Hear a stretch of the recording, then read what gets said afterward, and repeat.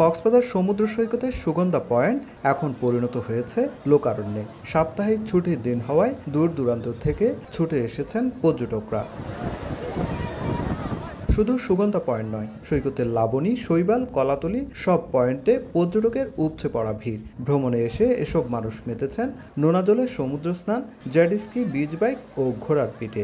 একই সঙ্গে প্রিয় মুহূর্তগুলো বন্দী করছেন ক্যামেরার ফ্রেমে। ফ্রেন্ডরা মিলে আসছি, সবাই খুব উপভোগ করছি। বাংলাদেশের এমন একটা জায়গা কক্সবাজার যেখানে আসলে সবারই ভালো লাগে। আমি আমার হাজবেন্ড আমরা সবসময় সাগর আসি, টাইম পাইলেই সাগর আসি। কক্সবাজার যতবারই আসি, কক্সবাজার আসলে প্রথম আসলাম। পর্যটকের আগমনে চাঙ্গা সাগর পাড়ের ব্যবসা, ফটোগ্রাফার থেকে শুরু করে বার্মিজ পণ্যের দোকান, সব কানে যেন ব্যস্ততার শেষ নেই।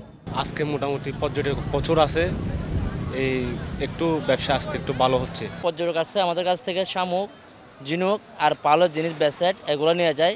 সাগর উত্তাল, তাই সমুদ্র স্নানে পর্যটকদের নিরাপত্তায় সতর্ক অবস্থানে রয়েছে লাইফগার্ড কর্মীরাও।